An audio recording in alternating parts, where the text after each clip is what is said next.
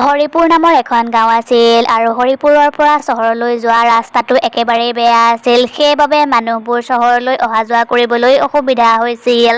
এদিন গাঁৱৰ গাঁওবুঢ়াজনে চৰকাৰক ৰাস্তাটো বনাই দিবলৈ এপ্লিকেশ্যন দিলে। তাৰ পাছত চৰকাৰৰ মানুহে ৰাস্তাটো বনাবলৈ আৰম্ভ কৰিলে।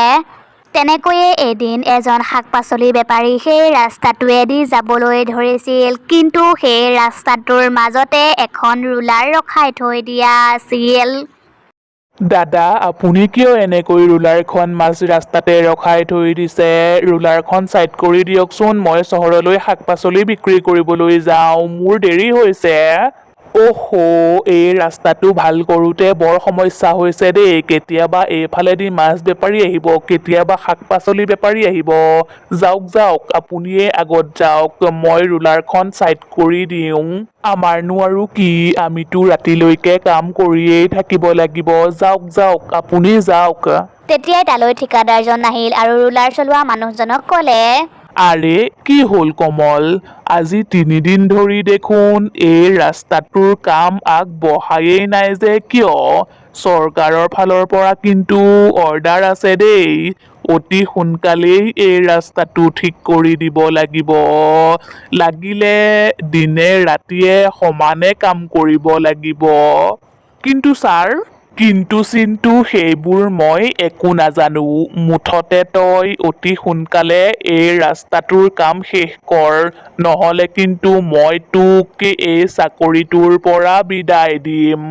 বহুত ৰাতি হৈছিল আৰু কমলে ৰাস্তাৰ কাম কৰিয়েই আছিল। তেতিয়াই সন্মুখৰ পৰা এখন স্কুটি আহিছিল। কমলে ৰুলাৰখন ৰখাবলৈ বহুত চেষ্টা কৰিলে, কিন্তু স্কুটিখনে আহি ৰুলাৰখনত খুন্দা মাৰি দিলেহি আৰু মানুহজন তাতেই বাগৰি পৰিল আৰু ভৰিত দুখ পালে।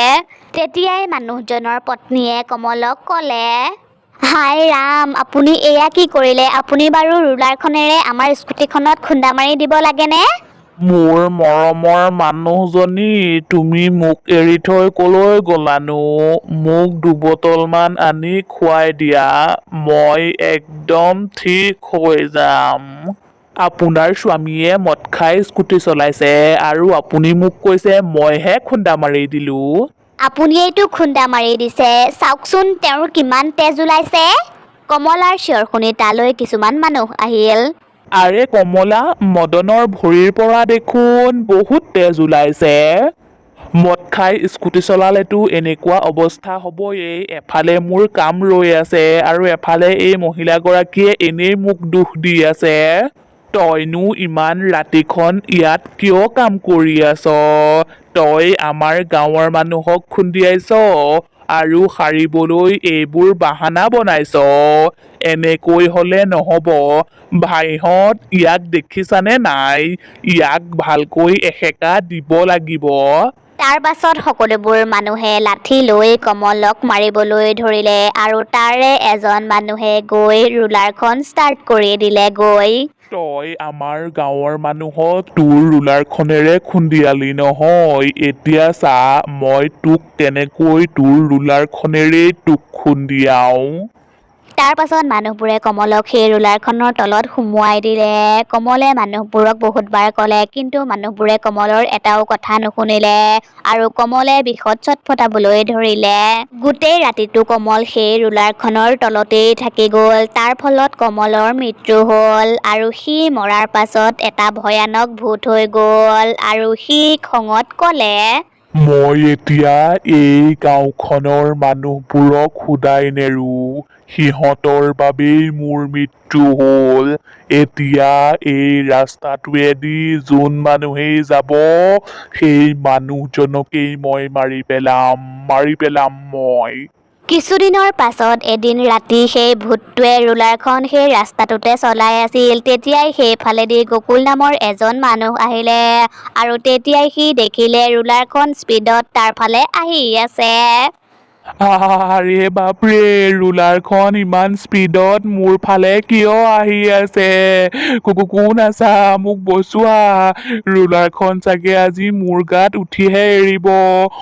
ৰুলাৰ চলোৱা ভাই, ৰুলাৰখন ভালকে চাই চিতি চলোৱা। ৰখাই দিয়া ৰুলাৰখন, ৰখোৱা। চাই চিতিয়েইটো চলাইছো।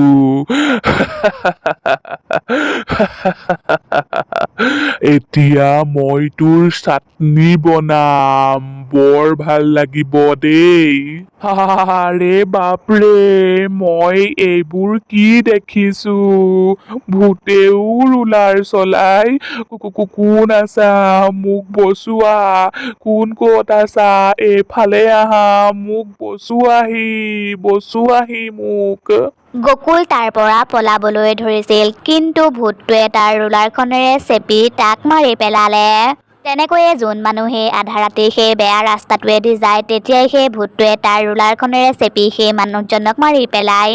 তেনেকৈ সেই বেয়া ৰাস্তাটোত মানুহবোৰ মৰা দেখি গাঁৱৰ মানুহবোৰে বহুত ভয় খালে। সেইবাবে আধা ৰাতি সেই বেয়া ৰাস্তাটোৰে কোনো মানুহ নোযোৱা হ'ল।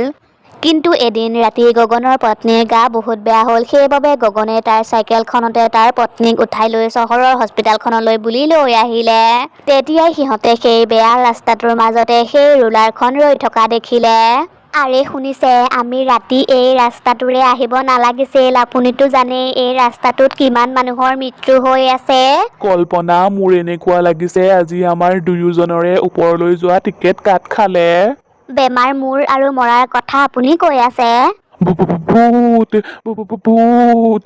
ভূতে কেতিয়াৰ পৰা ৰুলাৰ চলাবলৈ ললে?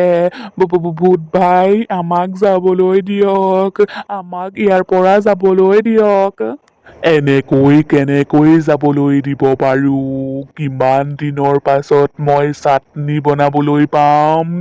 এই গাঁওখনৰ সকলোবোৰ মানুহকেই মই মাৰি পেলাম। সকলোবোৰ মানুহকেই মই এই ৰুলাৰখনেৰে চেপি মাৰি পেলাম মই, কাকো শুদাই নেৰো মই। ভূত ভাই, মোৰ স্বামীৰ ঠাইত আপুনি মোকেই মাৰি পেলাওক, কাৰণ মই বহুত বেমাৰী, কেতিয়া কি হৈ যায় মোৰ একো ঠিক নাই। গতিকে এই ৰুলাৰখনেৰে চেপি আপুনি মোকেই মাৰি পেলাওক। আৰে ৰেখা, তুমি এইবোৰ কি কথা কৈ আছা? তুমি মৰিব নোৱাৰা। ভূত ভাই, আপুনি মোৰ পত্নীৰ ঠাইত মোকেই মাৰি পেলাওক, কিন্তু তাৰ আগতে মই মোৰ পত্নীক হস্পিতালত ভৰ্তি কৰি থৈ আহোঁগৈ, আৰু মই যেতিয়া ঘূৰি আহিম তেতিয়া আপুনি মোক মাৰি পেলাব। গগনৰ কথা শুনি ভূতটোৰ বেয়া লাগিল, সেইবাবে সি সিহঁতক এৰি দিলে। মই তহঁতৰ গাঁৱৰ মানুহবোৰৰ নিচিনা নিৰ্দয়া নহয়। ময়ো এনেকৈয়ে মানুহবোৰৰ ওচৰত কাকুতি মিনতি কৰিছিলো, কিন্তু তেওঁলোকে মোৰ এটাও কথা নুশুনিলে আৰু মোৰ ৰুলাৰখনেৰেই মোক চেপি মাৰি পেলালে। যা, তহঁত এতিয়া ইয়াৰ পৰা সোনকালে যাগৈ। তাৰ মানে আপুনি কমল, আৰু আপুনি মৰাৰ পাছত এটা ভূত হৈ গ'ল? হয়, মই কমল। মোৰ খং উঠাৰ আগতেই তহঁত ইয়াৰ পৰা সোনকালে যাগৈ।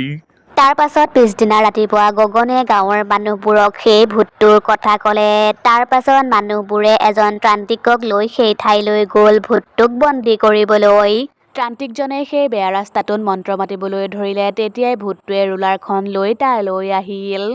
আৰে বাহ, আজি দেখোন গাঁৱৰ সকলোবোৰ মানুহেই আহিছে মৰিবলৈ। যিমান মানুহেই মোৰ ৰুলাৰখনৰ চেপাত মৰিব, সিমানেই মোৰ আত্মায়ে শান্তি পাব।